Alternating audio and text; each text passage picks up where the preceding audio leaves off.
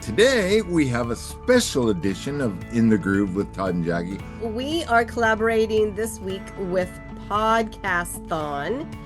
They are a global institution that once a year allows podcasters all around the world who participate to spotlight a nonprofit.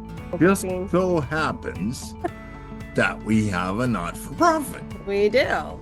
And it's called Speak, Feed, Lead Project. Highlight some of the things that have occurred. I mean, you went to Tanzania, Africa. That was our Health, Hope, and Higher Aspirations mission.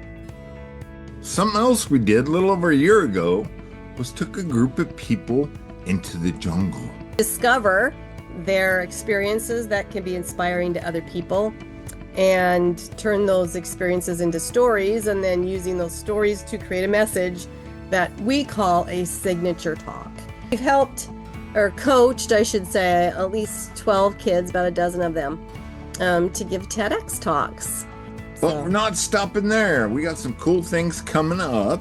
Red X. Which stands for Real, Empowered, Dynamic.